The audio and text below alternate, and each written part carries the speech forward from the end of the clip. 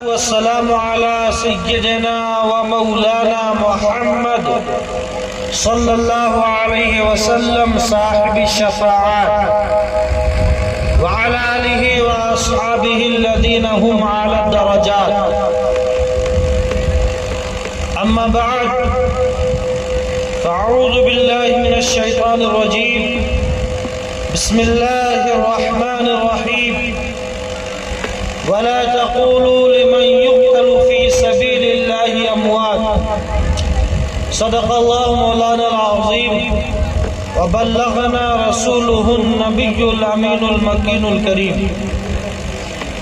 ایک بار درود پاک پڑھ لیں. اللہم صلی علی سیدنا و مولانا محمد وعلى آل محمد عدد ما في علم الله صلاة دائمة بدوام ملك الله.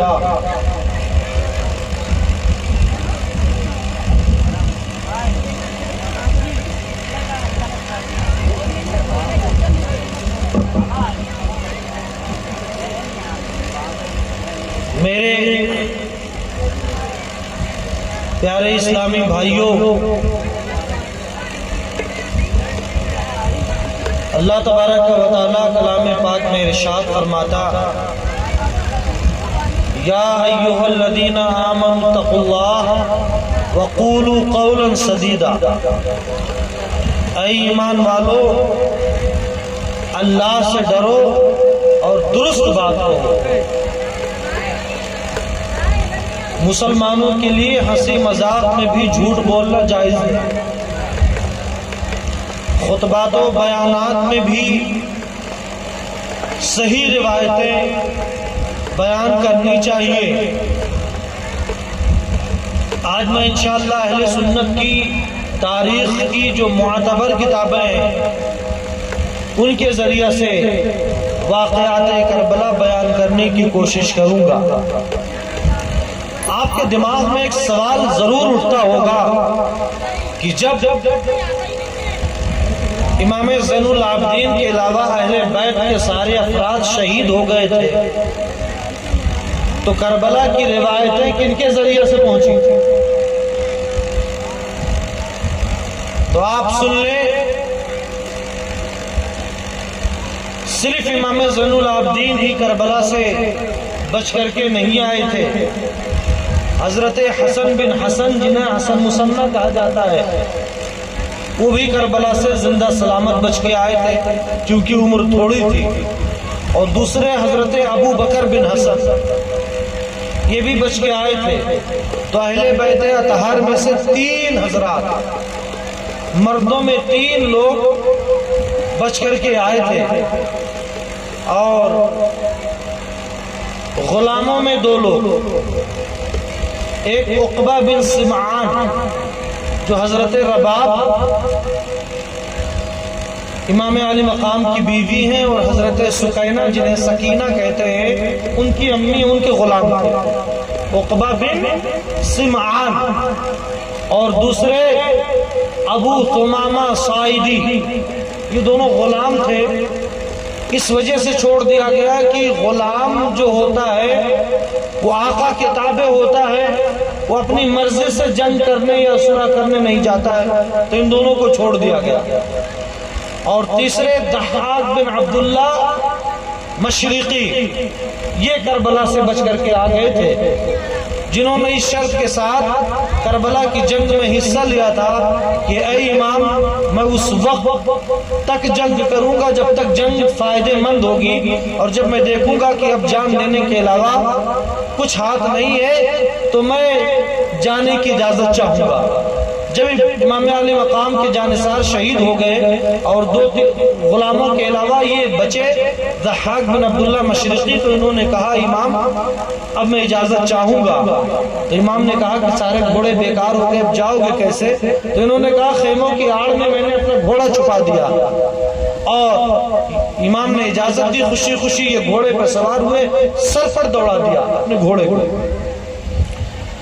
پیچھا کیا گیا تو ایک شخص نے انہیں پہچان لیا کہ یہ تو ہماری قوم سے تعلق رکھتا ہے، ہمارے برادری سے تعلق رکھتا ہے، اس نے امان دے دی. تو یہ بچ گئے. تو ان حضرات کے ذریعہ سے کربلا کی روایتیں ہم تک پہنچی.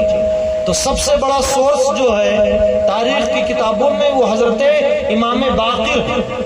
امام باقر جو حضرت امام زین العابدین کے بیٹے اور امام جعفر الصادق کے والد امام باقر، ان کے ذریعہ سے کربلا کی روایتیں پہنچی. سب سے آتھنٹک جو ہے وہ حضرت امام باقر ہیں، ابو جعفر جنہیں کہتے ہیں، اور ان سے روایت کیا عمار الدہنی نے. کربلا کی سب سے آتھنٹک روایت ہے عمار دہنی سے، مگر وہ کل کتنے پیجز میں ہیں؟ 3 یا 4 پیجز میں، بہت شارٹ. عمار دہنی نے کہا کہ ابو جعفر آپ ہمیں کربلا کے بارے میں ایسے بتائیں کہ مجھے لگے کہ میں کربلا دیکھ رہا ہوں.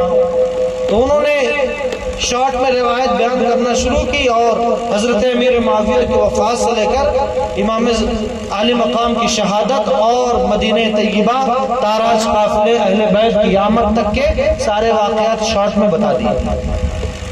تیسرا اہم سورس ہے، تیسرا اہم ذریعہ ہے ابو مخنف. یہ شیعی راوی، یہ مذہب سے شیعہ ہے اور تمام اہل سنت کے محدثین نے اسے ضعیف کہا ہے. بعض لوگوں نے تو کذاب بھی کہا ہے اور وضاع کہا کہ حدیثیں گڑھ لیتا ہے، مگر شیعوں کے یہاں یہ ثقہ ہے، پختہ ہے. البتہ امام طبری نے اپنی تاریخ میں اور ابن اسیر نے اپنی تاریخ میں ابو مخنف کی روایتوں کو، ان روایتوں کو جو کربلا سے ریلیٹڈ تھی، تقریباً 556 یا 600 روایتوں کو لیا ابو مخنف. تو یہ ایک بڑا سورس. تیسرے حمید بن مسلم یا حمید بن مسلم، یہ کربلا کی جنگ میں ڈائریکٹ شریک تھا، کربلا کی جنگ میں ڈائریکٹ شریک تھا اور یزیدی فوج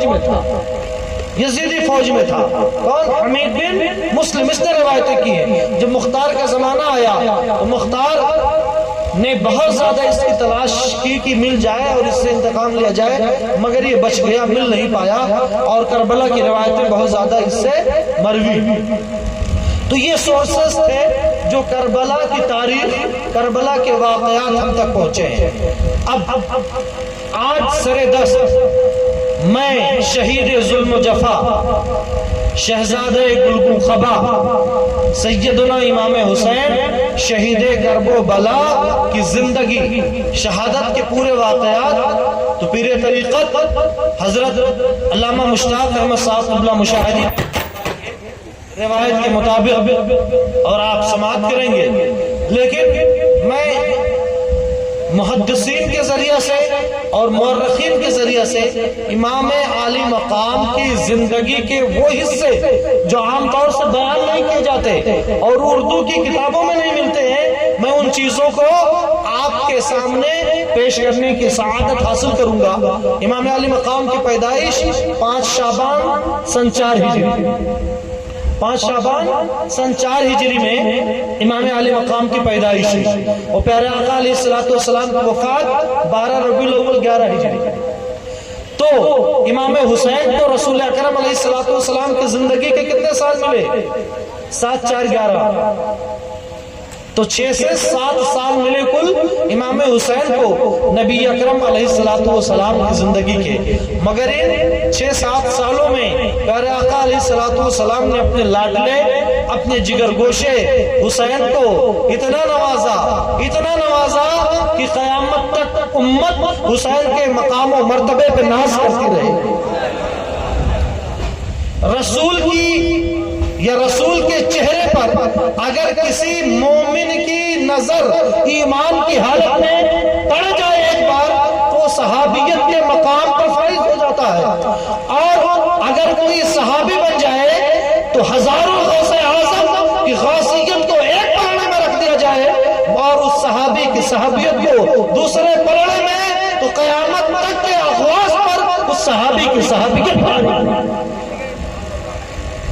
حضرت اویس قرنی کا مقام اور مرتبہ بہت بڑا ہے، مگر امام ربانی مجدد الفسانی فرماتے ہیں کہ اویس قرنی کا مقام چاہے جتنا بڑھ جائے مگر ایک ادنا صحابی کے مقابلے اعلیٰ میں ان کا کروڑواں درجہ ملے، تو صحابیت کا یہ مقام ہے۔ تو ایک جھلک اگر رخ مصطفیٰ پہ پڑ جائے تو یہ مقام و مرتبہ ہو جائے۔ اور قربان جائیے مقام حسین پہ، رسول اللہ جنہیں اپنی زبان چسے، رسول اللہ جنہیں اپنے کندھے پہ سوار کرے، رسول اللہ لگام کے طور پر جنہیں اپنے زلف عنبری کو تھمائے، رسول اللہ جن کے بارے میں یہ فرمائے الحسن والحسین سیدہ شباب اہل جنہ، کہ میرے حسن اور حسین جنتی جوانوں کے سردار ہیں۔ اور آپ جان چکے ہیں کہ جنت میں سب کے سب جوان ہوں گے، تو حسن اور حسین جنتیوں کے سردار ہیں۔ انہی حسین کے بارے میں جانے حضرت ابو ہریرہ کی 50% سے زیادہ حدیثیں جن سے روایت کی جاتی ہیں، اور آج کے سارے دشمنان اسلام اورینٹلسٹ اور مستشرقین پوری ایڑی چوٹی کا زور لگا رہے ہیں کہ کسی طریقے سے حضرت ابو ہریرہ کو ضعیف ثابت کر دیں، تاکہ مسلمانوں کی حدیث کا 50% سورسز جو ہے وہ ختم ہو جائے، وہ بیکار ہو جائے، ناکارہ ہو جائے۔ مگر اسے کیسے بیکار کر سکتے ہیں؟ ابو ہریرہ نے ایک بار شکایت کی، یا رسول اللہ میں جو چیز یاد کرتا ہوں بھول جاتا ہوں، چیزیں یاد نہیں رہتی ہیں۔ پیارے آقا علیہ السلام نے مٹھی باندھی، پیارے آقا علیہ السلام نے مٹھی باندھی اور ابو ہریرہ سے کہا اپنا دامن پھیلاؤ۔ ابو ہریرہ نے اپنا دامن پھیلا دیا۔ پیارے آقا علیہ السلام نے مٹھی رکھی اور کہا ابو ہریرہ بند کر لو اپنے دامن کو۔ اتنا نوازنا تھا کہ ابو ہریرہ کا بیان ہے، اس کے بعد سے ابو ہریرہ کوئی چیز بھولتا ہی نہیں۔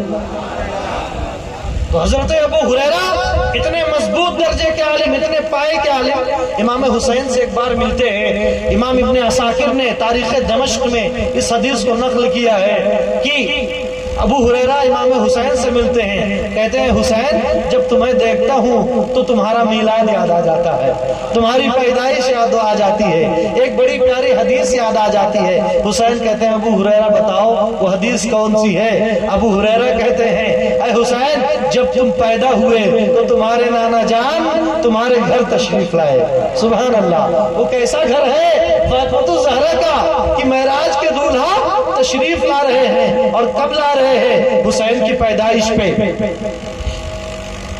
آقا کریم علیہ السلام نے فرمایا فاطمہ لاؤ میرے لاڈلے بیٹے کو میری گودی میں دو۔ پیارے آقا علیہ السلام نے حسین کو اپنی گود میں لیا اور حسین کی ناف کاٹی، ناڑی کاٹی۔ ہمارے ہاں بچے جب پیدا ہوتے ہیں تو ان کی ناڑی کون کاٹتا ہے؟ ہاسپٹل میں اگر بچے پیدا ہوتے ہیں تو نرسز کاٹتی ہیں، اور گھر میں تو دایا کاٹتی ہے، یا کم سے کم محلے کی بڑی بوڑھی تجربے کار عورتیں کاٹتی ہیں۔ مگر قربان جائیے حسین کے مقام و مرتبے پہ کہ جب حسین پیدا ہوئے تو ان کی ناف کوئی اور نہیں بلکہ مدینے کے تاجدار صلی اللہ علیہ وآلہ وسلم کاٹ رہے ہیں۔ حسن پیدا ہوئے تھے تو ان کی ناف علی و فاطمہ نے پہلے کٹوا دی تھی، تو آقا کریم علیہ الصلوۃ والتسلیم نے نصیحت کی تھی کہ اے علی و فاطمہ مجھ پہ سبقت نہ کیا کرو میرے بیٹوں کے معاملہ میں۔ تو حسین کی ناڑی کاٹی نہیں گئی تھی کہ آقا کریم علیہ الصلوۃ والسلام کاٹیں گے۔ حضرت ابو ہریرہ کہتے اے حسین جب تم اپنے نانا کے آغوش میں آئے تو اتنے پیارے لگ رہے تھے، اتنے لاڈلے لگ رہے تھے، اتنے خوبصورت لگ رہے تھے، ایسا دل روانہ انداز تھا کہ نانا کے آغوش میں تھے، نانا کے ہاتھوں میں تھے، قد خصبتہم دمن، ایسا لگ رہا تھا کہ نانا کے ہاتھوں میں گلاب کھل گیا ہو اور نانا کے ہاتھوں میں حسین نہ ہو بلکہ خون اور گوشت کا ٹکڑا ہو۔ سبحان اللہ۔ اور اس کے بعد اے حسین تمہارے نانا نے قد تفل فیک، تمہارے منہ میں اپنا لعاب دہن ڈال دیا۔ کیا ڈال دیا؟ تمہارے منہ میں اپنا لعاب دہن ڈال دیا۔ لعاب سمجھتے ہیں ہمارے منہ سے جو چیز ٹپکے لار نکلے اسے ہم تھوک کہتے ہیں، مگر سبحان اللہ وہ دہن جس کی ہر بات وحی خدا چشمہ علم و حکمت بلاکو سلام، پیارے آقا علیہ السلام کے منہ شریف سے جو نکلے اسے لعاب دہن کہتے ہیں۔ اس لعاب دہن کے کمالات آپ پڑھیں گے تو مزہ آ جائے گا، جھوم جائیں گے۔ ایک مرتبہ کیا یہ لعاب مصطفیٰ ہی کا کمال ہے کہ جس نے علی مرتضیٰ کو فاتح خیبر بنا دیا۔ آقا کریم علیہ الصلوۃ کے ہاتھ میں خیبر کا جھنڈا دوں گا۔ جو اللہ و رسول سے محبت کرتا، اللہ و رسول اس سے محبت کرتے اور اس کے ہاتھ پہ خیبر کا قلعہ فتح ہو جائے گا۔ صبح ہوئی، ندا لگائی گئی، آواز دی گئی، علی کہاں ہے؟ کہا گیا علی تو بیمار ہے، علی کی آنکھ دکھ رہی ہے۔ آقا کریم فرماتے کوئی بات نہیں، مسیحا یہاں ہے، علی کو مسیحا کے پاس لاؤ۔ علی آئے، آنکھوں میں لعاب دہن لگا دیا، علی کی دکھتی ہوئی آنکھ فوراً صحیح ہو گئی۔ آقا کریم علیہ السلام نے ایک شریر یہودی کے قتل کے لیے جناب عبداللہ ابن عتیق کو بھیجا تھا، ایک فوجی مشن دے کر کے۔ عبداللہ ابن عتیق شب خون مارنے کے لیے رات کے سناٹے میں، چاندنی رات تھی، جب اس یہودی کے آنگن میں اتر رہے تھے سیڑھی سے تو پیر پھسل گیا، ان کا پیر فریکچر ہو گیا، مگر اپنا مشن کامیاب ہو گیا ان کا۔ جب واپس آئے لگڑا رہے تھے، مدینے کے تاجدار پوچھتے ہیں اے میرے وفادار امتی، اے میرے صحابی، اے عبداللہ ابن عتیق، تمہارے پیروں کو کیا ہوا؟ عرض کرتے یا رسول اللہ مشن مکمل کرتے کرتے میرا پیر جواب دے گیا، فریکچر ہو گیا۔ آقا کریم علیہ السلام لعاب دہن نکالتے ہیں اور عبداللہ ابن عتیق کے فریکچر اور ٹوٹے ہوئے پیر پہ لگا دیتے ہیں۔ عبداللہ ابن عتیق کا بیان ہے میرا ٹوٹا ہوا پیر ایسے صحیح ہو گیا کہ معلوم ہو رہا تھا جیسے پہلے کبھی ٹوٹا نہ تھا۔ ایک خاتون اور بارگاہ مصطفیٰ میں آتی ہے، کیوں آتی ہے؟ ان کا بچہ کنویں میں گر گیا تھا، لوگ ڈول تلاش رہے ہیں، کوئی رسی تلاش رہا ہے، کوئی تیراک تلاش رہا ہے، مگر خاتون ادھر ادھر نہ تلاش کر کے مدینے والے کو تلاش رہی ہے۔ رحمت للعالمین کی بارگاہ میں پہنچتی ہے، عرض کرتی ہے یا رسول اللہ میرا اکلوتا بیٹا تھا، میرا لاڈلا بیٹا تھا، میری آنکھوں کی ٹھنڈک تھا، میرا جگر پارا تھا، میرا بیٹا یا رسول اللہ کنویں میں گر گیا۔ رحمت للعالمین تڑپ جاتے، آقا فرماتے لے چلو مجھے اس کنویں کے پاس۔ جب اس کنویں پر آتے ہیں پیارے آقا علیہ السلام مسیحانہ انداز میں وہی لعاب دہن کنویں میں ڈال دیتے ہیں، کنویں کے پانی کو ابال ہوتا ہے اور خاتون کا بچہ باہر آ جاتا ہے۔ یہ لعاب مصطفیٰ کا کمال تھا، یہی کمال نانا جان نے اپنے نواسے کے ساتھ کیا۔ جب حسین کے منہ میں لعاب مصطفیٰ پڑ گیا تو سبحان اللہ، حسین کا علم و معرفت کا ماحول دیکھیے، علم و معرفت کا انداز دیکھیے۔ وہ ابو ہریرہ جن کا سینہ علم و معرفت کا خزانہ ہے، خود بیان کرتے ہیں کہ ابو ہریرہ کے سینے میں کچھ ایسے علوم مچل رہے ہیں کہ اگر ابو ہریرہ ان علوم و معرفت کو صحابہ کے سامنے بیان کر دے تو صحابہ کے سینے ان علوم کو جھیل نہ پائے، ان میں تلواریں نکل آئے۔ مگر جب نانا جان نے اپنے نواسے شہید ظلم و جفا کے منہ میں لعاب دہن ڈال دیا ہے تو وہی ابو ہریرہ کہتے ہیں اے حسین جب تمہارے نانا نے تمہارے منہ میں لعاب دہن ڈال دیا ثم تکلم بکلام لا ادری ما ہو، تو اے حسین تمہارے نانا نے تم سے ایسی زبان میں گفتگو کی جسے ابو ہریرہ بھی نہیں سمجھ سکے۔ یہ حسین کا علم ہے، یہ حسین کا علم ہے۔ اب دیکھیں ابو بکر کتنا چاہتے ہیں اہل بیت۔ حضرت ابو بکر صدیق رضی اللہ تعالی عنہ فرماتے ہیں ارقبوا محمدا فی اہل بیتی، کہ حضور علیہ السلام کے اہل بیت کی قدر کر کے حضور کے حق کی حفاظت کرو، حضور کا حق ادا کرو۔ اور دوسری جگہ ارشاد فرماتے سیدنا ابو بکر صدیق رضی اللہ تعالی عنہ بخدا اللہ کی قسم ابو بکر کو رسول اللہ کے گھر والے ان کے اپنے گھر والوں سے زیادہ محبوب ہے۔ آج کا ایک فرقہ اس طریقے سے صحابہ اور اہل بیت کے تعلقات کو بیان کرتا ہے کہ ایسا لگتا ہے کہ جیسے صحابہ اور اہل بیت میں ٹھنی رہتی تھی ہر دم۔ تاریخی سچائی حدیثوں کی روشنی میں بتاتا ہوں حضرت فاروق اعظم کس قدر اہل بیت سے محبت کرتے ہیں۔ فاروق اعظم کی خلافت ہے، یمن کے گورنر نے کچھ ریڈی میڈ سوٹس بھیجے، کپڑے بھیجے۔ اس زمانے میں کپڑوں کی بہت کمی تھی، صحابہ کے پاس ایک سے زیادہ کپڑے نہیں ہوا کرتے تھے نمازوں کے لیے، صرف ایک کپڑا پہن کر کے وہ نماز پڑھا کرتے تھے۔ ایک صحابی سے غالباً حضرت جابر ابن عبداللہ سے پوچھا کیا ایک کپڑے میں نماز ہو جاتی ہے؟ تو انہوں نے جواب دیا اولکلکم ثوبان، کیا تم میں سے ہر شخص کے پاس دو کپڑے ہیں؟ یعنی جب دو کپڑے نہیں ایک ہیں زیادہ تر لوگوں کے پاس تو بھلا نماز کیوں نہیں ہوگی؟ سطر پوشی ہونی چاہیے، نماز ہو جائے گی۔ جب کپڑا بھیجا فاروق اعظم نے مدینے والوں کو بلایا، کہا آؤ اور اپنے اپنے سائز کے جوڑے لے جاؤ۔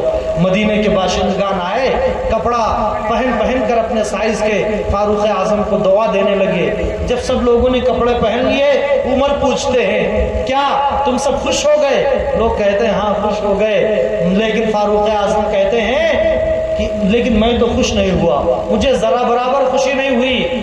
لوگ کہتے ہیں امیر المومنین فاروق اعظم، آپ نے اپنی پرجا کو، اپنی رعایا کو کپڑا پہنایا، آپ کو خوشی کیوں کر نہیں ہوئی؟ تو فاروق اعظم کہتے ہیں مجھے خوشی اس لیے نہیں ہوئی کہ مصطفیٰ کے شہزادوں کے سائز کا کوئی جوڑا تھا ہی نہیں، وہ بغیر جوڑے کے ہیں، تو بھلا عمر کیسے خوش ہو سکتے ہیں؟ فوراً یمن کے گورنر کو لکھتے ہیں کہ حسنین کریمین کے سائز کا جوڑا بھیجا جائے۔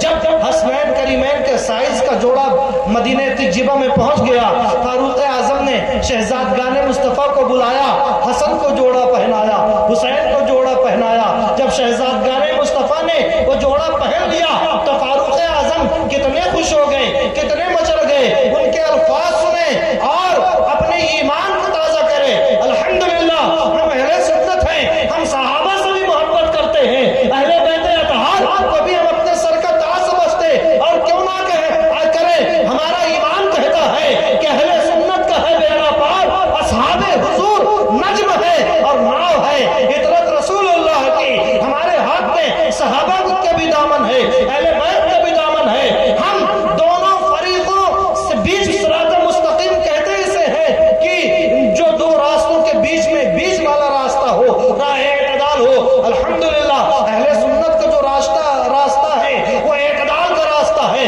نہ ہم ناصبیوں کے طریقے پر چل کر اہل بیت سے بغض رکھتے ہیں، اور نہ شیعوں کے طریقے پر چل کے صحابہ کو برا بھلا کہتے ہیں۔ ہم صحابہ کی بھی عزت کرتے ہیں اور اہل بیت کی بھی عزت کرتے ہیں۔ دیکھیں فاروق اعظم نے جب شہزادگان مصطفیٰ کو جوڑا پہنا دیا تو برسر منبر کہتے ہیں العانا قلجا صدری، اے مدینہ والو گواہ ہو جاؤ، جب مصطفیٰ کے شہزادوں نے کپڑا پہن لیا تب عمر کا کلیجہ ٹھنڈا ہو گیا۔ سبحان اللہ سبحان اللہ، عمر کا کلیجہ ٹھنڈا ہو گیا۔ ایک اور موقع پہ فاروق اعظم منبر پہ ہیں اور امام حسین کے بچپن کا زمانہ ہے، بچپن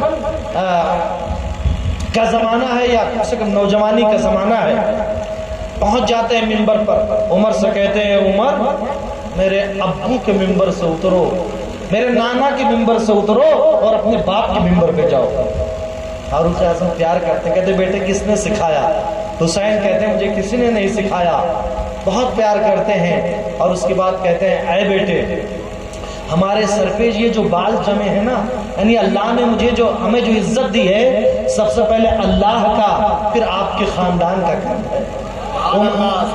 عمر کے باپ کا تو اپنا کوئی ممبر ہی نہیں ہے، عمر کے باپ کا کوئی ممبر ہی نہیں ہے، یہ محبت ہے۔ اب تیسرے خلیفہ کے بارے میں سن لیں، حضرت عثمان ذو النورین جو حضرت حسنین کریمین کے خالو ہوتے ہیں، خالو جان جب بلوائیوں نے حضرت عثمان غنی کے گھر کا محاصرہ کر لیا تھا اور انہیں شہید کرنے کے در پہ تھے، تو جن صحابہ کرام کے اور جس ٹکڑی کا پہرا عثمان غنی کے دروازے پہ تھا ان میں حسن مجتبی اور حسین شہید کربلا کا بھی نام۔ یہ عثمان غنی سے ان کی محبت ہے۔ اور دیکھو حضرت علی مرتضیٰ ایک شخص سے کہتے ہیں اسبغ الوضوء، اچھی طریقے سے وضو کر، تو حضرت حسن مجتبی رونے لگتے ہیں اور کہتے ہیں کل رات لوگوں نے ایک ایسے فاضل شخص کو شہید کر دیا، کانا یسبغ الوضوء، جو اچھی طرح وضو کیا کرتا تھا۔ یہ محبت ہے حسن مجتبی کی حضرت عثمان غنی سے۔ اور ایک دوسری مثال پیش کرتا ہوں۔ ایک مرتبہ حسن مجتبی حضرت عثمان غنی رضی اللہ تعالیٰ عنہ کے در دولت سے باہر آ رہے تھے، زیادہ وقت وہیں گزارتے تھے، حضرت عثمان سے بڑی محبت تھی حسن مجتبی کو۔ تو علی مرتضیٰ کہتے ہیں بیٹے حسن تمہارے اوپر باپ کا بھی حق ہے۔ تو حسن مجتبی باپ کو جواب دیتے ہیں کہ اے ابو جان مگر خلیفۃ المسلمین کا حق باپ کے حق سے بڑھ کر کے، یہ محبت۔ اب علی مرتضیٰ بھی شہزادگان مصطفیٰ کا کتنا احترام کرتے۔ جنگ جمل اور صفین میں حسن مجتبی اور حسین اعظم شہید کربلا یہ علی مرتضیٰ کے ساتھ ساتھ لڑا کرتے تھے، لیکن علی مرتضیٰ کی ایک نگاہ اگر دشمن پہ ہوا کرتی تھی تو دوسری نگاہ اپنے شہزادوں پہ ہوا کرتی تھی۔ اگر دیکھتے کہ لڑکے میں گھر گئے ہیں تو مولا علی فوراً حصار کو توڑتے ہوئے حسنین کریمین کی طرف پہنچ جاتے اور کہتے بیٹو تم اپنے نانا جان کی نشانی ہو، اپنے ابا کی نگاہوں سے اوجھل نہ ہوا کرو۔ تو یہ محبت تھی صحابہ کرام کی نظر میں، یہ وقار تھی۔ حضرت ابو ہریرہ رضی اللہ تعالیٰ مشہور صحابی ہیں، یہ حسین سے کتنی محبت کرتے۔ تاریخ دمشق میں امام ابن عساکر لکھتے ہیں کہ امام حسین ایک جنازے میں گئے تھے، عورت کا جنازہ تھا۔ اس دن امام حسین کی طبیعت ناساز تھی۔ جب امام حسین جنازے سے جلدی واپس آ گئے، تھک کر کے راستے میں ایک پیڑ کے نیچے بیٹھ گئے۔ ابو ہریرہ تھوڑی تاخیر سے آئے، لیٹ آئے، کیا دیکھتے ہیں شہزادے مصطفیٰ پیڑ کے آڑ میں بیٹھے ہوئے اور آنکھ بند کیے ہوئے ہیں۔ ابو ہریرہ نے جب دیکھا کہ حسین بیٹھے ہیں، اپنا راستہ تبدیل کر لیا، شہر رسول کے بجائے شہزادے رسول کی طرف چل پڑے۔ جب شہزادے رسول کے پاس آئے تو باادب بیٹھ گئے، بیٹھنے کے بعد اپنے جبے کا دامن پکڑا اور امام حسین کے قدموں سے دھول صاف کرنے لگے۔ جب حسین کو اندازہ ہوا کہ کوئی ان کے پیروں کو چھو رہا ہے، حسین نے آنکھ کھولی، کیا دیکھتے ہیں کہ حضرت ابو ہریرہ جو معمر ہیں، بزرگ ہیں اور نانا جان صلی اللہ علیہ وآلہ وسلم کے سینئر صحابی ہیں، امام حسین نے اپنے پیروں کو سمیٹ لیا۔ کہتے ہیں ابو ہریرہ یہ آپ کیا کر رہے ہیں؟ تو ابو ہریرہ حسین کے مقام اور مرتبے کو سمجھا رہے ہیں۔ ابو ہریرہ کہتے ہیں اے حسین مجھے میرا وظیفہ کر لینے دیں، مجھے اپنے قدموں کی دھول صاف کر لینے دیں، اس لیے کہ حسین آپ کا جو مقام و مرتبہ ابو ہریرہ کو پتا ہے، اگر اور لوگوں کو پتا چل جائے تو لوگ آپ کو زمین پہ چلنے نہیں دیں گے بلکہ اپنے کندھوں پہ بٹھاتے ہوئے پھریں گے۔ نعرہ تکبیر، نعرہ رسالت، پیغام شہید اعظم سید نور عالم برکاتی ذات قبلہ امام علی مقام جب کھانا کھاتے تو غریبوں کو بھی شامل کر لیتے۔ ایک جگہ روایتوں میں آیا ہے کہ آپ جنت البقیع شریف میں برابر حاضری دیا کرتے تھے۔ جنت البقیع شریف میں اس سے پتہ چلا کہ مزارات پہ اور قبروں پہ حاضری دینا یہ صحابہ کا طریقہ ہے، اہل بیت اطہار کا طریقہ ہے۔ درود پاک پڑھنا۔ اللہم صلی علی سیدنا نبینا و مولانا محمد و بارک وسلم، صلاۃ و سلام علیکہ دائما حبیبی یا رسول اللہ صلی اللہ علیہ وسلم۔ اور جنت البقیع شریف میں جاتے ہیں تو زاہدانہ اشعار کہتے ہیں۔ وہ اشعار تاریخ دمشق وغیرہ میں لکھے ہوئے ہیں۔ ان اشعار کا مفہوم یہ ہے کہ مردوں سے مخاطب کرتے کہ اے ان قبروں میں بسنے والے، مٹی نے تمہارے ساتھ کیا کیا، اب تمہاری آنکھ پھوٹ گئی ہوگی، مٹی تمہاری آنکھوں میں جا رہی ہوگی، تمہارے جلد کو مٹی نے کھا لیا ہوگا، تمہارے حسن کو مٹی نے چھپا لیا ہوگا۔ عبرت کے اشعار کہتے ہیں ہمیں بھی چاہیے کہ ہم قبروں پہ جائیں، مزارات پہ جائیں تو ہم استغاثہ کر سکتے ہیں، ان سے مدد مانگ سکتے ہیں، لیکن قبروں پہ جانا جو مشروع ہے اس کی اصل وجہ یہ ہے۔ آقا کریم علیہ الصلوۃ والسلام ارشاد فرماتے ہیں کنت نہیتکم عن زیارات القبور فزوروها فانها تزہد فی الدنیا وتذکر آخرہ، کہ ہم نے تمہیں قبروں پہ جانے سے منع کر رکھا تھا لیکن اب اجازت دیتا ہوں کہ قبروں پہ جاؤ، اس لیے کہ قبروں پہ جاؤ گے تو دنیا کی محبت کم ہوگی اور آخرت کی تڑپ پیدا ہوگی۔ تو یہ صحیح طریقہ ہے کہ قبروں پہ جائیں تو عبرت حاصل کریں کہ ہماری بھی منزل یہی ہے، ہمیں بھی یہی آنا ہے۔ امام علی مقام حسن مشتبہ صلح پسند تھے، اور حضرت امام حسین شہید کربلا بالکل علی مرتضیٰ جیسے بہادر تھے، جنگ جمل میں بھی لڑے، جنگ صفین میں بھی لڑے، اور جب امام حسن مشتبہ نے حضرت امیر معاویہ رضی اللہ تعالیٰ عنہ سے صلح کی تو امام حسین بڑے سخت خلاف تھے۔ حسن مشتبہ نے جب دیکھا کہ بہت مخالفت اور مزاحمت کا سامنا ہو رہا ہے تو آپ کے الفاظ تاریخ خلفاء میں ہیں کہ حسین اب اگر آگے کچھ کہتے ہوئی صلح کے بارے میں تو میں تمہیں کسی کوٹری میں کسی کمرے میں بند کر دوں گا اور اس وقت تک بند رکھوں گا جب تک کہ صلح کا معاملہ طے نہ ہو۔ امام حسین نے جب دیکھا کہ بھیا نے عزم کر لیا ہے تو اس کے بعد انہوں نے بھی صلح کر لی، اور ایسی صلح کی کہ حضرت حسن مجتبیٰ اور حسین اعظم شہید کربلا حضرت امیر معاویہ کے پاس جایا کرتے تھے ملنے کے لیے۔ امیر معاویہ رضی اللہ تعالیٰ بہت نوازتے تھے، ایک بار تو بڑی خطیر رقم دے دی حضرت امیر معاویہ نے، اور انہیں احساس ہوا کہ ہم نے زیادہ دے دیا، تو کہتے ہیں آج ہم نے تمہیں اتنا دیا ہے کہ کسی عربی نے کسی عربی کو نہیں دیا ہوگا۔ امام حسن تو خاموش رہے، امام حسین بول پڑے، لیکن یہ بھی تو دیکھو کہ لوگوں کو دیا ہوگا، قیامت تک کسی سخی کو ایسے دینے لینے والے لوگ نہیں ملیں گے جو تمہیں ملے، اس لیے کہ تم مصطفیٰ کے گلعذاروں کو دے رہے ہو، شہزادگان مصطفیٰ کو دے رہے ہو، تو معاملات بڑے اچھے ہو گئے تھے۔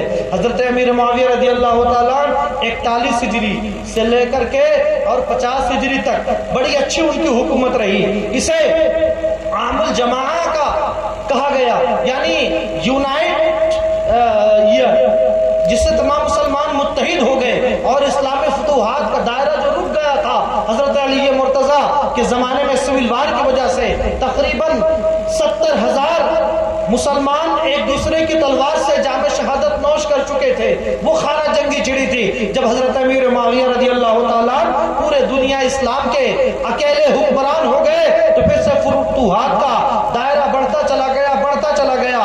حضرت امیر معاویہ رضی اللہ تعالیٰ کو لوگوں نے مشورہ دیا کہ کہیں جانشینی کو لے کر کے مسلمانوں میں پھر سے خانہ جنگی نہ چھڑ جائے، اس لیے اے امیر آپ اپنے بیٹا یزید کو خلیفہ نامزد کر دیں۔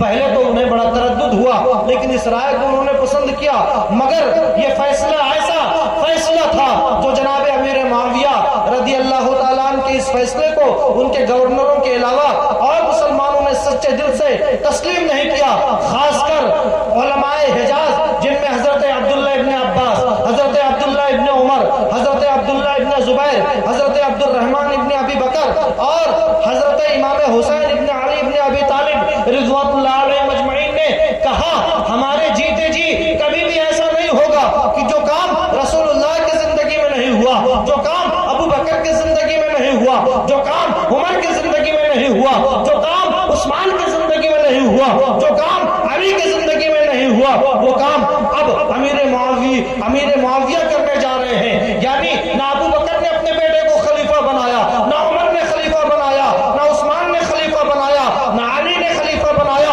تو اپنے بیٹے کو خلیفہ اور جانشین بنانا یہ رسول اللہ اور خلفائے راشدین کی سنت نہیں بلکہ کیسر و کسرا کا طریقہ ہے۔ امام حسین نے، عبداللہ ابن زبیر نے، عبداللہ ابن عمر نے، عبداللہ ابن عباس نے، عبد الرحمن ابن ابو بکر نے، ان میں زیادہ تر خلفائے راشدین کے بیٹے ہیں۔ آپ دیکھیں عبد الرحمن بن ابو بکر، حضرت ابو بکر پہلے خلیفہ کے بیٹے، حضرت عبداللہ ابن عمر دوسرے خلیفہ حضرت فاروق اعظم کے بیٹے، حضرت امام حسین علی مرتضیٰ چوتھے خلیفہ کے بیٹے، عبداللہ ابن عباس رسول اکرم علیہ السلام کے چچا کے بیٹے، عبداللہ ابن زبیر عشرہ مبشرہ میں سے ہیں، حضرت زبیر ابن العوام ان کے بیٹے۔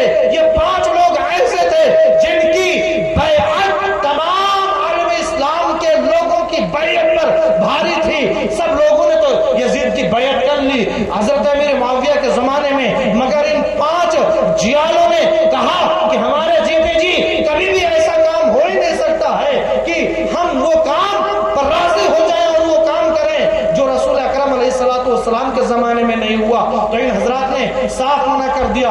हजरत अमीर मुआविया ने, जैसा कि अभी मुझसे पहले हजरत अल्लामा साहब ने बयान किया कि हजरत अमीर मुआविया रज़ी अल्लाह ताला ने बड़ी वसीयतें की थी कि अहले बैत के साथ अच्छा सलूक करना, किसी पर सख्ती ना करना, मगर यजीद पलीद वो हुकूमत का भूखा हुआ था। तबरी की रिवायतों में ये आता है कि उसने गवर्नर मदीना वलीद बिन उतबा, पहले देख लो वजीद के अहम गवर्नर कौन है। मदीने का गवर्नर वलीद बिन उतबा बिन अबी सुफियान, मक्के का गवर्नर अमर बिन सईद, कूफे का गवर्नर नोमान बिन बशीर और बसरा का गवर्नर उबैदुल्लाह बिन ज़ियाद। ये इमाम आली मकाम की पहली जीत है कि यजीद अपने गवर्नर से कहता है कि हर हाल में हुसैन की बैत लो, मगर गवर्नर क्या कहता है कि दुनिया एक तरफ हो जाए, मेरी गवर्नरी जाए तो जाने दो, मैं सिर्फ यजीद की बैत के लिए हुसैन पर सख्ती नहीं करूंगा।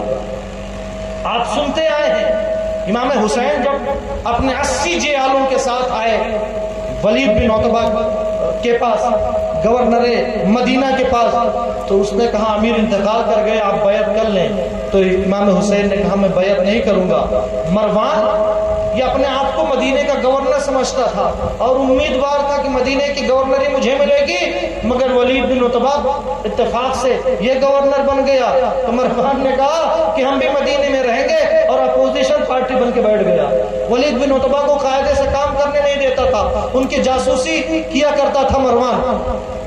ये मामला ऐसा था कि वलीद बिन उतबा ने जो बोलता चालता नहीं था मरवान से, जब यजीद का खत आया, यजीद का हुक्म आया कि हुसैन से और इन लोगों से बैत लो जिन्होंने मेरे अब्बा के जमाने में मेरी बैत नहीं की थी, तो मरवान से मशवरा करता है कि क्या करें। मरवान कहता है फौरन हुसैन को बुलाओ और बैत लो, अगर बैत ना करें तो उनका सर कलम कर दो। जब इमाम हुसैन आते हैं तो इमाम हुसैन कहते हैं हम छुप के बैत नहीं कर सकते, और अगर हम छुप कर भी लें तो मेरी बैत को तुम छुपा नहीं सकते हो, इसलिए तुम मजमे आम में बयान करोगे ताकि सर्टिफिकेट मिल जाए, ताकि मोहर लग जाए कि देखो यजीद की खिलाफत बिल्कुल सही है और सच्ची है, हुसैन ने मोहर लगा दी है। तो वलीद बिन उतबा कहता है हुसैन मैं तुम्हें इख्तियार देता हूँ, जाओ तुम सोच समझ लो। जब हुसैन जाने लगे तो मरवान टपक पड़ता है। मरवान कहता है ऐ वलीद, हुसैन को बगैर बैत के जाने ना दे, अगर ये बैत ना करे तो इनका सर तल से जुदा कर दे। इमाम आली मकाम का हाशमी खून उबाल मार पड़ता है। इमाम हुसैन तलवार को नायाब से बाहर कर लेते हैं और मरवान से कहते हैं ऐ हकम के बेटे मरवान, मेरी गर्दन कौन मारेगा? क्या तुझ जैसा फासिको फाजिर मारेगा या तेरा अमीर वलीद बिन उतबा मारेगा? वलीद बिन उतबा माजरत करने लगता है ऐ इमाम आप जाइए। जब इमाम आली मकाम रुखसत हो चुके होते हैं तो मरवान फिर कहता है ऐ वलीद सुन ले, अब कभी भी तू हुसैन पे काबू नहीं पाएगा, हुसैन अब तेरे काबू में नहीं आएंगे, तेरे हाथ में नहीं आएंगे। वलीद बिन उतबा कहता है ऐ मरवान मेरे हाथ में आए या ना आए, मैं एक बात जो पूरे यकीन से जानता हूँ, पूरे वसूख से जानता हूँ, वो बात ये है कि कत्ल हुसैन का गुनाह इतना बड़ा गुनाह है कि दुनिया के सारे गुनाह एक पलड़े में रख दिया जाए और कत्ल हुसैन का गुनाह दूसरे पलड़े में रख दिया जाए तो सारे गुनाह हल्के पड़ जाएंगे और कत्ल हुसैन का गुनाह सारे गुनाह से बढ़ जाएंगे। हजरत अब्दुल्लाह इब्न जुबैर एक रात पहले यानी 27 जिलहिज्जा को मदीने तैयबा से मक्का मुकर्रमा चले जाते हैं और इमाम अली मकाम अगली रात अपने तमाम खानदान वालों को, हजरत मुस्लिम इब्न अकील की औलाद को, हजरत अब्दुल्लाह इब्न जाफर की औलाद को और अपने भतीजों को, अपने बेटों को, अपने सौतेले भाइयों को, सिवाय हजरत मोहम्मद बिन हनफिया के। मोहम्मद बिन हनफिया बड़ी नसीहत करते हैं ऐ जनाब इमाम आप कभी भी कूफा मत जाइएगा, अगर आप जा रहे हैं तो सिर्फ मक्का तक रहिएगा और मक्का में रह करके आप अपनी बैत लोगों से लीजिए। अगर लोग बैत ले लेते हैं तो अच्छी बात, और अगर आपकी बैत लोग नहीं करते हैं तो इससे आपकी इज्जत में कोई कमी वाक़ई नहीं होगी। आप कूफे का रुख ना कीजिए, इसलिए कूफे के लोग बड़े गद्दार होते हैं। उन्होंने बाबा हुजूर अली मुर्तज़ा के साथ गद्दारी की, हसन मुश्तबा के साथ गद्दारी की। ये अपने आप को शियाने अली तो कहते हैं, मगर हजरत अली मुर्तज़ा دعا مانگا کرتے تھے، اے اللہ یا تم مجھے شہید کر دے یا موت دے دے تاکہ میں ان کوفیوں سے اپنے شیعوں سے نجات پا جاؤں۔ یہ علی مرتضیٰ دعا کیا کرتے تھے۔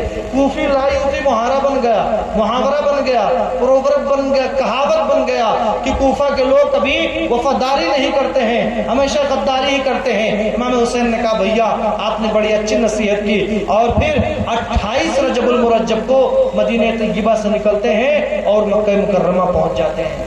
مکہ مکرمہ جب پہنچتے ہیں 3 رمضان المبارک، 3 رمضان المبارک کو مکہ مکرمہ نہیں 3 رمضان سے خطوط آنا شروع ہو جاتے ہیں۔ مکہ مکرمہ جب پہنچتے ہیں عبداللہ ابن زبیر بھی ملنے آتے ہیں اور لوگ ملنے آتے ہیں، اور ادھر سے کوفہ والوں کے خطوط آنا شروع ہو جاتے ہیں۔ جو بھی آپ نے سنا، امام علی مقام کہتے ہیں میں اتمام حجت کے لیے ایک جواب دیتے ہیں، میں اپنے معتمد بھائی مسلم ابن عقیل کو تمہارے پاس بھیج رہا ہوں، وہ جیسا رپورٹ کریں گے اسی کے اکارڈنگ میں ایکشن لوں گا۔ اگر وہ بتاتے ہیں کہ حالات اچھے ہیں تو میں کوفہ آ جاؤں گا، اور اگر وہ کہتے ہیں کہ حالات اچھے نہیں ہیں تو میں کبھی بھی کوفہ نہیں آؤں گا۔ حضرت مسلم ابن عقیل کو مدینہ طیبہ کے راستے بھیجتے ہیں۔ مسلم ابن عقیل مدینہ طیبہ جاتے ہیں، وہاں سے 2 گائیڈ لیتے ہیں، راستہ بتانے والے۔ اس زمانے میں گوگل میپ تو تھا نہیں، تو 2 راستہ بتانے والوں کو لیتے ہیں۔ دونوں راستہ بتانے والے امام مسلم کے ساتھ جاتے، راستہ بھٹک جاتے ہیں اور پیاس کی وجہ سے ایک ہلاک ہو جاتا ہے، مر جاتا ہے۔ اس مقام سے امام مسلم ابن عقیل امام علی مقام کو خط لکھتے ہیں کہ اے امام ایسا ایسا واقعہ پیش آ گیا ہے، اگر آپ اجازت دیں تو میں کوفہ نہ جاؤں، میرے علاوہ کسی کو بھیج دیں۔ امام علی مقام پورے عزم کے ساتھ کہتے ہیں اے مسلم ابن عقیل بزدلی نہ دکھاؤ، فوراً کوفہ جاؤ اور وہاں کے حالات سے مجھے باخبر کرو۔ امام مسلم ابن عقیل جب اور آگے بڑھتے ہیں تو ایک شکاری ایک ہرن کا شکار کر رہا ہوتا ہے اور ہرن کو تیر مارتا ہے، وہ ہرن آ کر کے امام مسلم کے آگے ہی تڑپ کر کے دم توڑ دیتا ہے۔ اس سے بھی بدفعلی لیتے ہیں، بدشگونی لیتے ہیں کہ کہیں ایسا تو نہیں کہ سفر میں نقصانات زیادہ ہیں، مگر امام علی مقام کا حکم تھا۔ امام مسلم ابن عقیل بڑھتے چلے جاتے ہیں اور 12,000 جب ان کے ہاتھ پہ بیعت کر چکے ہوتے ہیں کوفہ میں تو خط لکھتے امام آ جائیں۔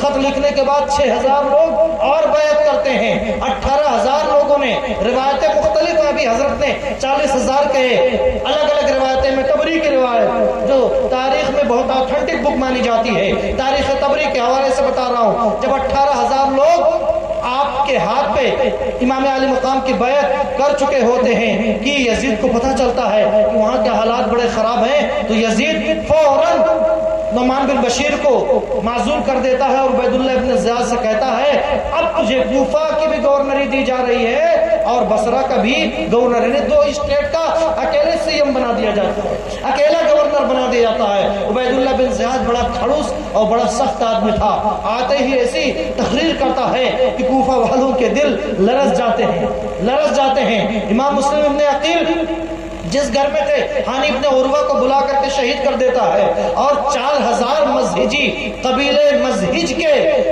جیالے نکلتے ہیں گورنر ہاؤس کا محاصرہ کرنے کے لیے اور خوب نعرے بازیاں کرتے ہیں، مگر ایک شخص کہتا ہے رات کی تاریکی تو ہونے دو، ابھی مسلم ابن عقیل کے یہ جیالے ایک ایک کر کے سب ختم ہو جائیں گے۔ اور وہی ہوتا ہے جب رات زیادہ ہوتی ہے، ادھر عبید اللہ ابن زیاد اپنے جاسوسوں کو بھیج کر کے، اپنے آدمیوں کو بھیج کر کے اور ایک ایک کر کے لوگوں کو توڑنے لگتا ہے۔ جب تاریکی ہوتی ہے تو امام مسلم ابن عقیل جن کے ساتھ 4,000 لوگ نکلے تھے اب 400 رہ جاتے ہیں۔ جب تاریکی اور زیادہ ہوتی ہے تو امام مسلم ابن عقیل اکیلے رہ جاتے ہیں، کوفہ والوں کے دروازے بند ہو گئے ہیں، کوئی مسلم ابن عقیل کو اپنے گھر میں پناہ دینے کے لیے تیار نہیں ہے۔ ایک بڑھیا ایک عورت جس کا نام طوعا یا توعا تھا وہ اپنے گھر سے باہر نکلتی ہے، مسلم ابن عقیل کو دیکھتی ہے، یہ پانی مانگتے ہیں، وہ پانی دے دیتی ہے، پھر کچھ دیر کے بعد نکلتی ہے اور واپس چلی جاتی ہے کہ تم واپس جاؤ ورنہ لوگ شک کریں گے میرا شوہر اس وقت گھر پہ نہیں ہے۔ تیسری بار جب آتی ہے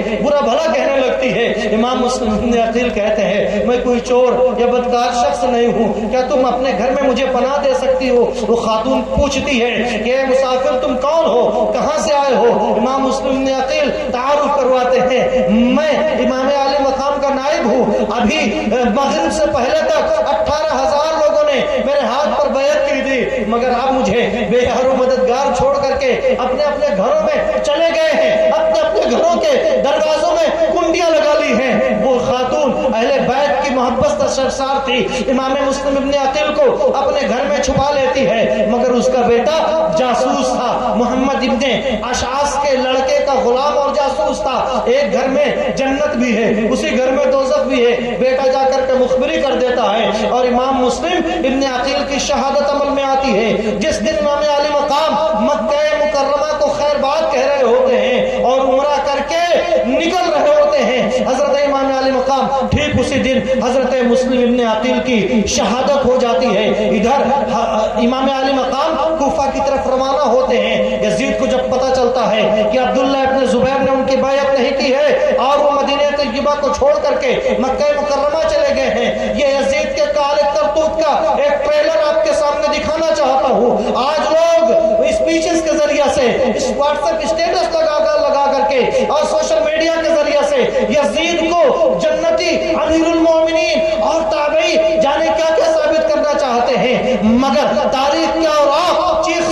کر کے کہہ رہے ہیں کہ یزید کے دامن پر خون حسین کا اور حسین کے جانثاروں کے خون کا دھبا پہلے بھی تھا اب بھی ہے اور صبح قیامت تک باقی رہے گا. یزید اگر قتل حسین کو ریموو بھی کر دو ہٹا بھی دو تو یزید کے دامن میں مکہ پر چڑھائی اور مدینہ الرسول کے پارسا عورتوں کے ساتھ چھیڑ چھاڑ کرنا اور بے گناہوں کا قتل کرنا, یہ کچھ ایسے گناہ ہیں جو کبھی بھی اسے جنتی بننے نہیں دیں گے, امیر المومنین بننے نہیں دیں گے. دیکھ لو یزید گورنر مدینہ, اب مدینہ کا گورنر کون ہے؟ عمرو بن سعید ہے. لکھتا ہے کہ عمرو بن زبیر کو جو عبداللہ ابن زبیر کے بھائی ہیں, عبداللہ ابن زبیر سے ان کی سخت مخالفت ہے. وہ وہاں کے آئی جی ہیں, انسپیکٹر ان جنرل ہیں, یعنی وہ پولیس وہ شرطا کا سردار ہے, پولیس کا کمانڈر, پولیس کا چیف ہے. اسے بھیجو مکہ پر چڑھائی کرنے کے لیے اور انیس بن عمرو کو بھی ایک ٹکڑی دے کر کے بھیجو. اور جب گورنر مدینہ عمرو بن سعید عمرو بن زبیر کو بلاتا ہے, کہتا ہے کہ کوئی موضوع شخص تلاشو جو عبداللہ ابن زبیر کا سر قلم کر سکے, عبداللہ ابن زبیر سے دو ہاتھ کر سکے. تو ایک بھائی جو دنیا کے نشے میں چور ہوتا ہے وہ کہتا ہے اس کام کے لیے مجھ سے زیادہ موضوع شخص, مجھ سے زیادہ بہتر شخص تجھے اور کوئی نہیں ملے گا. گورنر مدینہ تو یہی چاہتا تھا. وہ کہتا ہے ٹھیک ہے, لو جتنے لوگ چاہیے میں تمہیں دیتا ہوں اور یہ حریص تمہاری مدد کے لیے جائے گا. عمرو بن زبیر فوج کی ایک ٹکڑی لے کر کے مدینے سے مکہ روانہ ہوتا ہے اور صفا پہاڑی کے پاس جا کر کے لنگر انداز ہو جاتا ہے. کوہ صفا مکہ مکرمہ سے اس کا ڈسٹینس کتنا ہے؟ 8 کلومیٹر. اور انیس بن عمرو مکہ مکرمہ سے 1 کلومیٹر کے فاصلے پر, صرف مکہ 1 کلومیٹر ہے. زیتوا کے مقام پہ خیمہ زن ہو جاتا ہے اور مکہ مکرمہ پر چڑھائی کی پوری کوشش ہوتی ہے. عبداللہ ابن زبیر کو ان کا بھائی عمرو بن زبیر خط لکھتا ہے کہ یزید نے کہا ہے کہ ان بیعت کر لو, تم بیعت کر لو, ہم تمہارے گلے میں لوہے کی زنجیر نہیں چاندی کی زنجیر ڈال کر کے یزید کی قسم پوری کرا دیں گے. حضرت عبداللہ ابن زبیر کہتے ہیں میں اپنے جیتے جی کبھی بھی یزید پلید یزید لعین کی بیعت کرنے والا نہیں. ہاں سن لے, میری اور تیری ملاقات اب حرم شریف میں ہوگی. حضرت عبداللہ ابن زبیر عبد الرحمن بن صفوان کو بلا کر کے کہتے ہیں کہ میں چاہتا ہوں کہ تم اس معاملے میں ہماری مدد کرو. عبد الرحمن بن صفوان اپنے قبیلہ کے لوگوں کو اکٹھا کرتا, مکہ کے اور باشندے ساتھ ہو جاتے ہیں. عبد الرحمن بن صفوان کو انیس بن عمرو کے مقابلے میں زیتوا بھیج دیا جاتا ہے اور عبداللہ ابن زبیر خود اپنے بھائی عمرو بن زبیر کے مقابلہ کے لیے ایک چند لوگوں کو ٹکڑی لے کر کے روانہ ہوتے ہیں. عبد الرحمن بن صفوان کی فوج جی توڑ کر کے کوشش کرتی ہے اور ایک ایک کر کے انیس بن عمرو کے فوجیوں کو واصلے جہنم کرتی ہے. جب پتہ چلتا ہے عمرو بن زبیر کے لشکر میں یہ خبر پہنچتی ہے کہ انیس تو ڈیفیٹ ہو گیا, وہ شکست کھا گیا, تو اس کی فوج ہمت ہار جاتی ہے. عمرو بن زبیر گرفتار ہوتا ہے. برادران ملت اسلامیہ, یہ یزید کا پہلا کالا کرتوت اور پہلا ٹریلر تھا جو اس نے مکہ مکرمہ پر چڑھائی کرنے کے لیے عمرو بن زبیر کی سرکردگی میں فوج بھیجی. مانا کہ عمرو بن سعید بھیجنے والا تھا مگر حکم کس کا تھا؟ یزید پلید کا تھا. رسول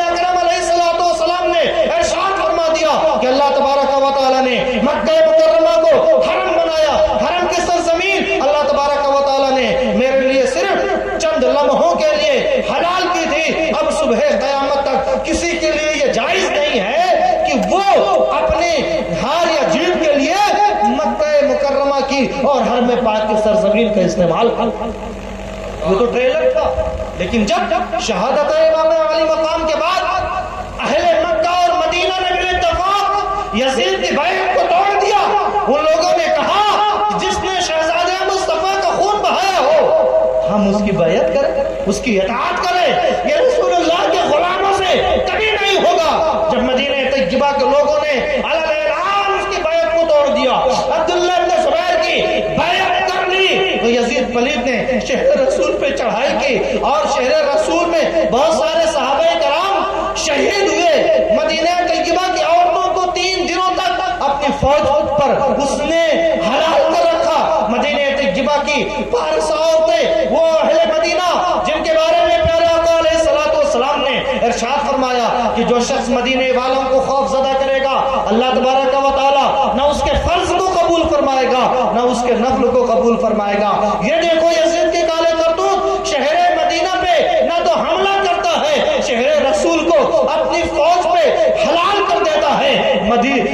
مسجد نبوی شریف میں گھوڑے اور اونٹ باندھے جاتے ہیں، مسجد نبوی شریف میں اذان محفوظ رہی ہے، جب اس سے اس کا دل نہیں بھرا تو اب ڈائریکٹ مکہ مکرمہ پہ وہ چڑھائی کرتا ہے، اور چڑھائی کرتا ہے اتنے پتھر برساتا ہے کہ کعبہ کی دیوار ٹوٹ جاتی ہے، شکستہ ہو جاتی ہے، اور رال کے گولے یعنی اس زمانے کے جو بم اور میزائل تھے وہ پھینکواتا ہے، خانہ کعبہ میں آگ لگ جاتی ہے، غلاف کعبہ جل جاتا ہے۔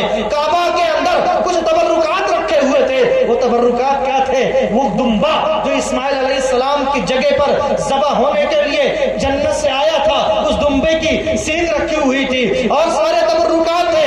یزید کے ناپاک حرکت کی وجہ سے امت مسلمہ ہمیشہ کے لیے ان تبرکات سے محروم ہو گئی۔ کعبہ چل رہا ہے ادھر، اور ادھر یزید جہنم کے شعلے یزید کا انتظار کر رہے ہیں، ادھر کعبہ پہ حملہ ہو رہا ہے اور یزید ادھر فنار ہو جا رہا ہے۔ اگر شہادت حسین کو اس کے اکاؤنٹ میں نہ بھی گنو، جبکہ سب سے بڑا جرم شہادت حسین ہی ہے، تب بھی یزید کے جہنمی ہونے کے لیے مکہ مکرمہ پہ چڑھائی اور مدینہ طیبہ کی بے حرمتی اس کے جہنمی ہونے کے لیے یہی تھا۔ مانا کہ امام اعظم ابو حنیفہ رحمۃ اللہ علیہ نے یزید کے ایمان و کفر میں سکوت کیا ہے، اسے کافر نہیں کہا، مومن بھی نہیں کہا، مگر اجل لے ائمہ کرام نے، خاص کر حضرت امام احمد ابن حنبل رضی اللہ تعالیٰ نے، جنہوں نے کہا تھا خلق قرآن کے مسئلے پہ سینہ ٹھوک کر کے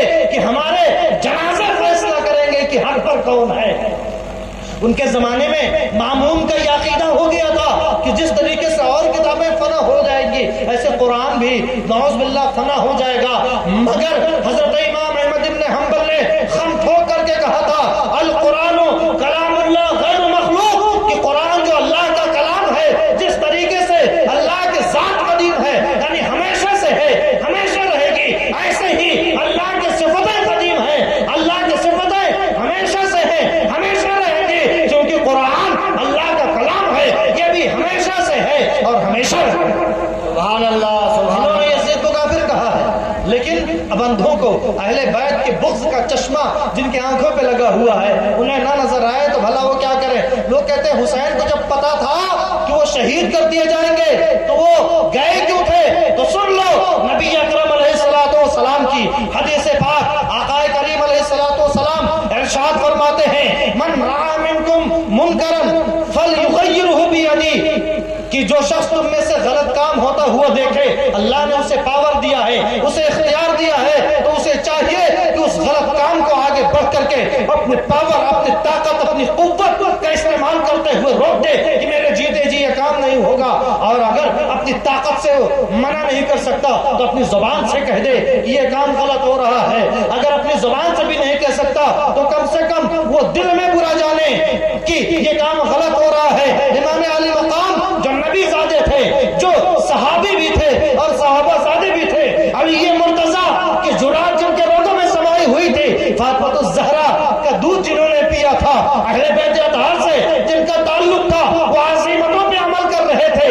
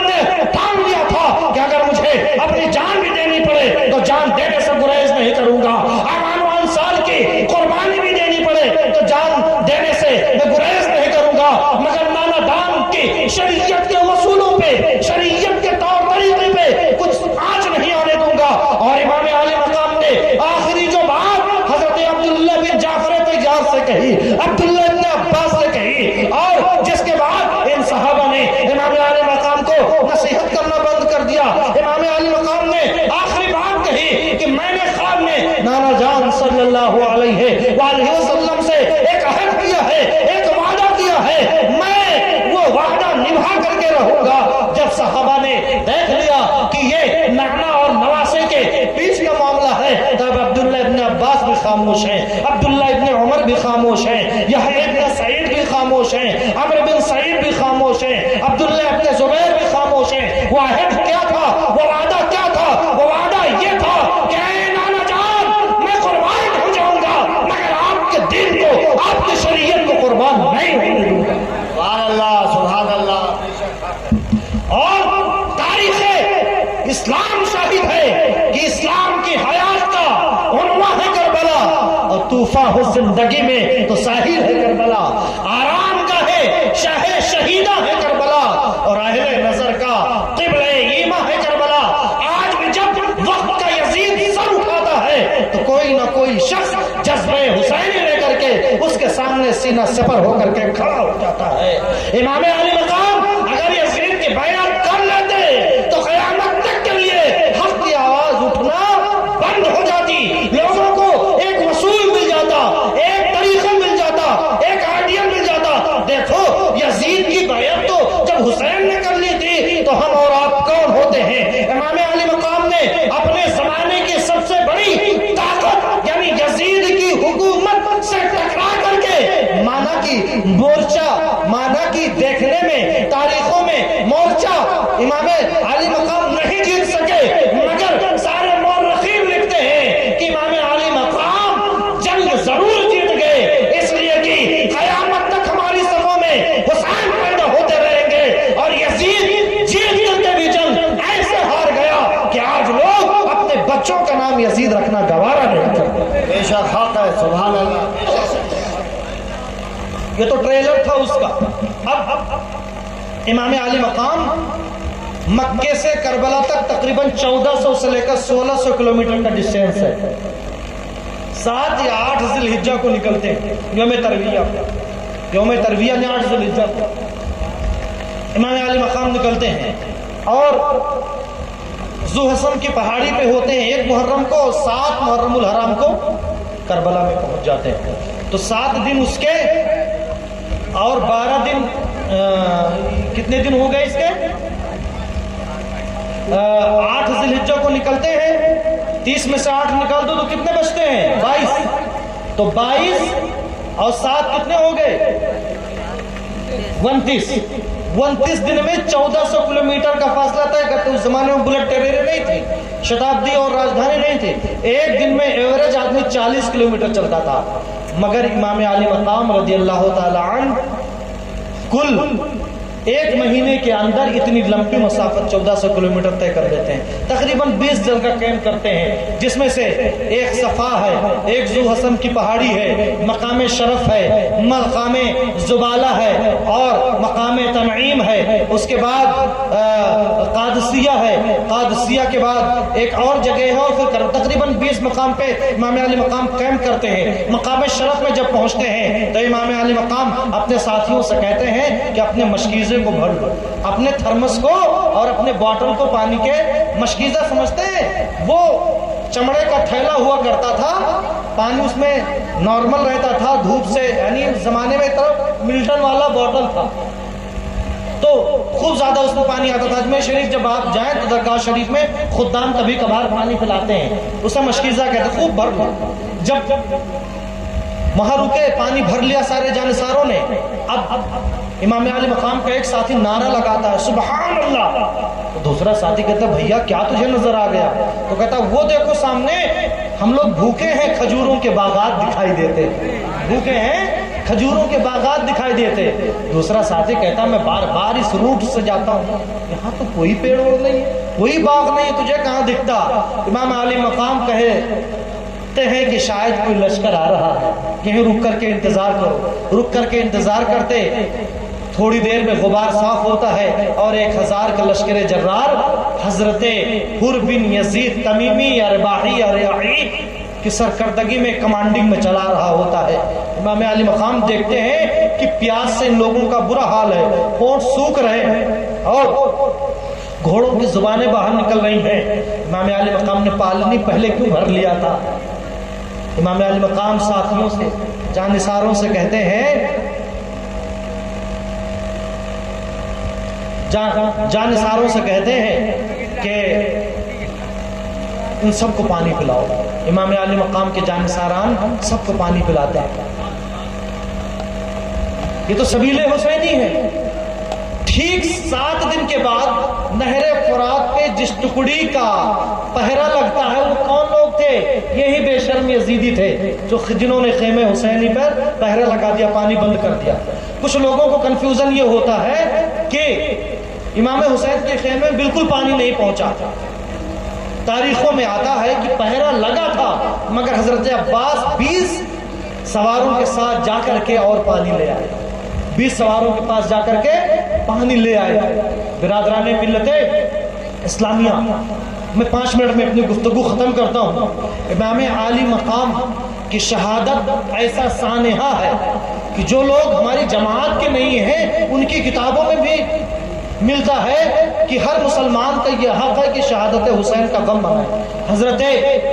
حضرت نے ابن کثیر دمشقی البدایہ والنہایہ میں لکھتے ہیں، میں عبارت پڑھ دیتا ہوں، فَيَنْبَغِي لِكُلِّ مُسْلِمٍ أَنْ يُحْزِنَهُ قَتَلُهُ فَإِنَّهُ مِنْ سَادَاتِ الْمُسْلِمِينَ وَمِنْ عُلَمَاءِ الصَّحَابَةِ وَابْنِ بِنْتِ النَّبِيِّ صلی اللہ علیہ وسلم۔ ہر مسلمان کا حق ہے کہ شہادت حسین پر اس کا دل روئے، وہ رنجیدہ ہو، وہ غم کرے، اس لیے کہ امام حسین صرف صحابی نہیں تھے، فقیہ صحابہ میں سے تھے اور حضور نبی اکرم علیہ الصلوۃ والسلام کے نواسے تھے۔ مگر ایسا غم نہ ہو کہ سینہ کوبی ہو، کالے کپڑے پہنے جائیں، گال نوچے جائیں، ریا کا شبہ بھی نہیں ہونی چاہیے۔ ہاں حدیثوں میں ہے، پیارے آقا علیہ السلام فرماتے ہیں کہ جس شخص پہ کوئی مصیبت آئے اور ان للہ و انا الیہ راجعون پڑھ لے، مصیبت چاہے جتنی پرانی ہو، جب بھی اس مصیبت کو یاد کرے اور انا للہ و انا الیہ راجعون پڑھ لے تو پہلی مرتبہ صبر کرنے پہ جتنا ثواب ملا تھا اتنے ثواب جب اب یاد کرے گا اور ان للہ و انا الیہ راجعون پڑھے گا تب اسے ثواب ملے گا۔ شہادت حسین ایسا غم ہے کہ حضرت سیدہ زینب بنت علی مرتضی سے کوئی پوچھے، سیدہ زینب جب کربلا سے گزرتی ہے قیدی بن کر کے اور اپنے بھیا حسین کے لاش کو دیکھتی ہے تو مدینے والے آقا کو پکار کے کہتی ہے، واہ محمدہ، واہ محمدہ، ہے نانا جان فریاد کو پہنچیے، ہذا حسین بالعرا مزمم بالدماء، یہ آپ کا لاڈلا جگر گوشہ حسین خون میں لپٹ کربلا کی دھرتی پہ پڑا ہوا ہے، یا محمدہ، واہ محمدہ، اے نانا جان ذرا فریاد کو پہنچیے، ذریتوں کا مقتلہ و بناتوں کا صفایا، یا رسول اللہ آپ کی اولاد کٹ چکی ہے، شہید ہو چکی ہے، آپ کی بہو بیٹیاں قیدی بنائی جا چکی ہے، یا رسول اللہ میں ہماری مدد کو پہنچے۔ اور جب شہادت حسین کی خبر مدینہ طیبہ میں پہنچتی ہے تو مسلم نے عقیل کی بیٹی اپنے چادر کو گھسیٹتے ہوئے روضہ رسول پہ پہنچ جاتی ہے، عرض کرتی ہے، ماذا تقولون ان قال النبی لکم، کہ اے حسین کے قاتلوں کل بروز محشر جب اولین و آخرین تمام لوگ جمع ہوں گے اور نبی اکرم علیہ الصلوۃ والسلام تم قاتلوں سے پکار کر کے کہیں گے کہ اے قاتلین حسین، میرے بعد تم لوگوں نے میرے اہل بیت پاک کے ساتھ ایک ایسا سلوک کیا، ان کے گھروں کو لوٹ لیا، ان کے گردنیں مار دی، ان پہ پانی بند کر دیا۔ صرف یہی نہیں، حضرت ام سلمہ رضی اللہ تعالی عنہ ام المومنین ہیں، صحابہ کرام درس میں بیٹھے ہوئے ہیں، کچھ تابعی بھی ہیں، حضرت شعر بن حوشب بیٹھے ہوئے ہیں، حضرت ام سلمہ رضی اللہ تعالی عنہ درس دے رہی ہیں، اتنے میں شہادت حسین کی خبر جب ام المومنین کے کانوں سے ٹکراتی ہے تو ام المومنین غم کے تاب نہ لا کر کے بے ہوش ہو جاتی ہیں۔ تھوڑی دیر کے بعد جب ہوش آتا ہے تو ام المومنین کی زبان پر یہ الفاظ تھے، مالا اللہ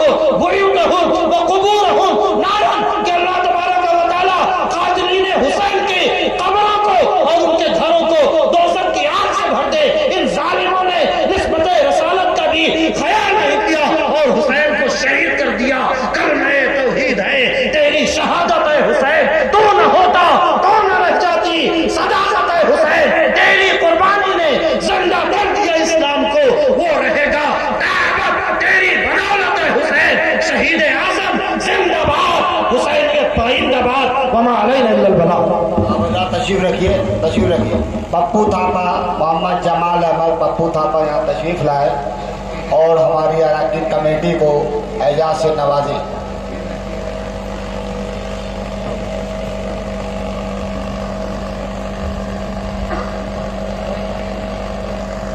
Mohammad Wasif bag, वामिर bag, Umar Chishti, Pammu, Asif bag, जरताब, IG, Shahid कमर, इरशाद निज़ामी, मोहम्मद वासिफ बेग बरकाती और हमारी कमेटी के जनाब अलहाज मोहम्मद शारिफ बेग साहब, जनाब अब्दुल रज़ाक साहब बरकाती, जनाब अब्दुल वहाब साहब सिद्दीकी, जनाब सैयद मोहम्मद इसराफिल साहब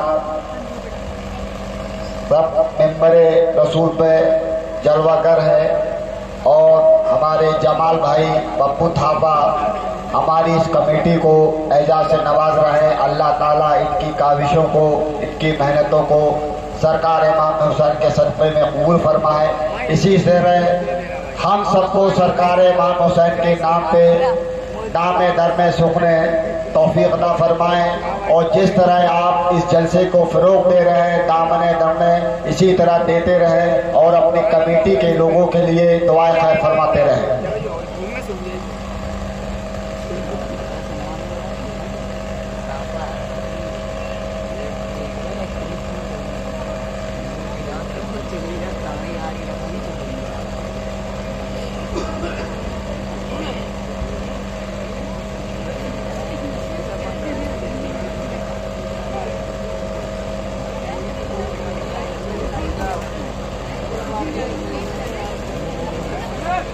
वासिफ बेग, वामिर बेग दोनों तशरीफ ले आए। आसिफ बेग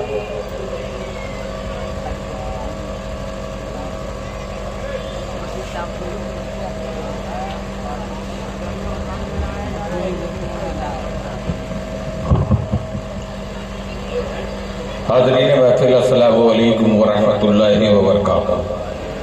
हज़रत जो अपने उम्र के हमारे साथी हैं जनाब नासिर साहब, एक अरसा हो गया इनको ये निज़ामत की खिदमत देते हैं, और पूरी जलसा कमेटी के मैं दिल की गहराइयों से उनका खैर मकदम करते हैं कि यकीन जानिए कि 10 दिन जो इनकी मेहनत होती है वाकई में कि वो अल्फाज नहीं कि हम अपने जहन की डिक्शनरी को पलटें। अगर इनकी शान में कोई भी बयान किया जाए तो वो अल्फाज बौना सा नजर आता है, क्योंकि आज यहाँ पर इस उम्र में आकर आज भी इस प्रोग्राम को उसी तरीके से सजाते संवारते हैं, मेहनत करते हैं। तो मैं नासिर भाई को सहमत देंगे कि वो आए जो एक अरसे से निजामत के फराइज को जिम्मेदारी से निभा रहे हैं।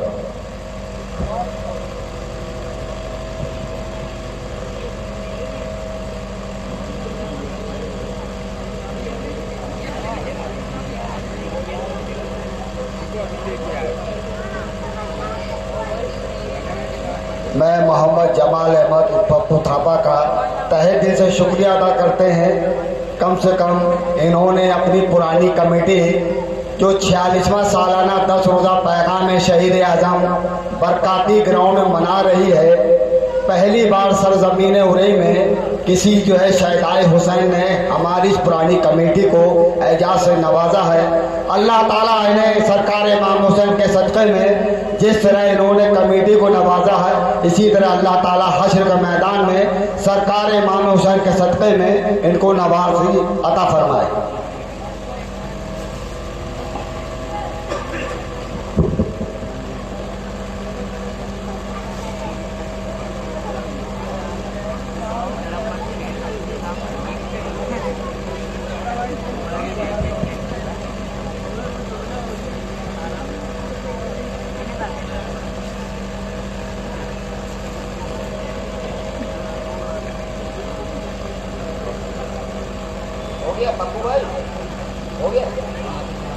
चलिए सलात और सलाम के लिए खड़े हो जाइए।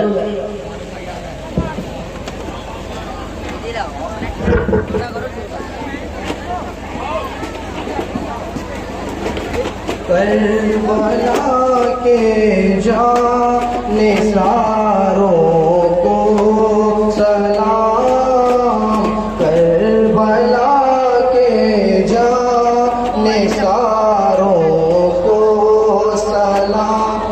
فاطمہ زہرا کے پیاروں کو سلام، فاطمہ زہرا کے پیاروں کو سلام، جس نے اپنا سر کٹایا دین پر، جس نے اپنا سر کٹایا دین پر، اس حسین بن علی کو سلام، اس حسین بن علی کو سلام، کٹ گئے بازو علمبر دار کے،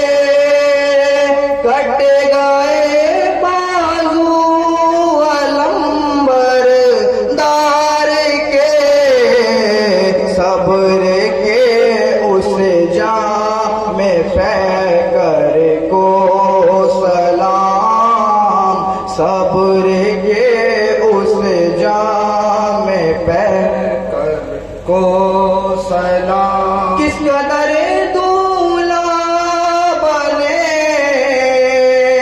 ابن حسن، کس قدر دولہا بنے ابن حسن، حضرت قاسم کی رفعت کو سلام، حضرت قاسم کی رفعت کو سلام، خون میں ڈوبی جوانی اکبر کی، خون میں ڈوبی جوانی اکبر کی، ہم شبیہ شاہ مدنی کو سلام، ہم شبیہ شاہ مدنی کو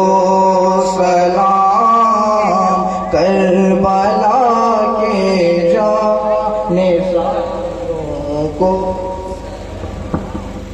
مصطفیٰ جان رحمت پہ لاکھوں سلام، مصطفیٰ جان رحمت پہ لاکھوں سلام، شمع بز میں ہدایت پہ لاکھوں سلام، شمع بز میں ہدایت پہ لاکھوں سلام، جس کی عظمت پہ صدقے وقار غرم،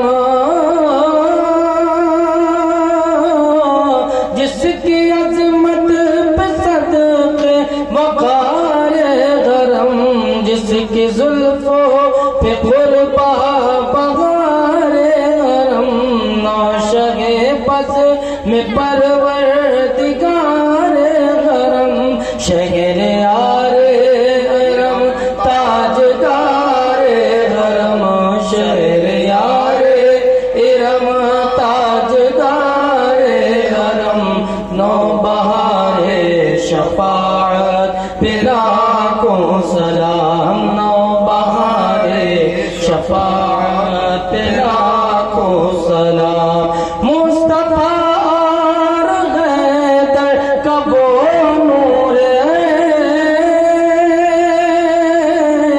مصطفیٰ اور حیدر کا وہ نور ہے، لوگ کہتے ہیں جس کو شہ مشرق ہے وہ قرار علی، وہ قرار علی اور زہرا کا چین، کربلا کے زمین اور امام حسین، کربلا کی زمین اور امام حسین، وہ شہید محبت پہ لاکھوں سلام، شہید محبت پہ لاکھوں سلام، رشک خورشید ہے تیرے دامن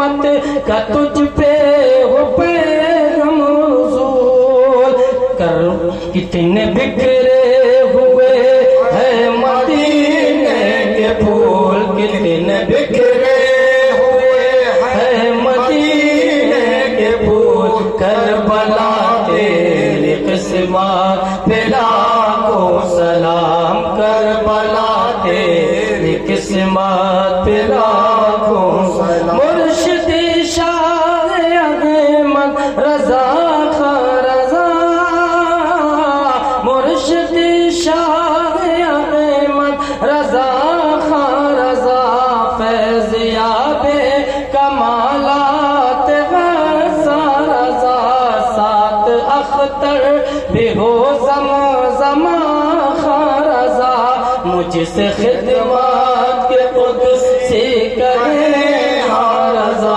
مجھ سے خدمات کے قدس سے کرے ہاں رضا مصطفیٰ جان رحمت پہ لاکھوں سلام شمع بز میں ہدایت پہ لاکھوں سلام یا نبی سلام علیکہ یا رسول سلام علیکہ یا حبیب سلام علیکہ صلوات اللہ علیکہ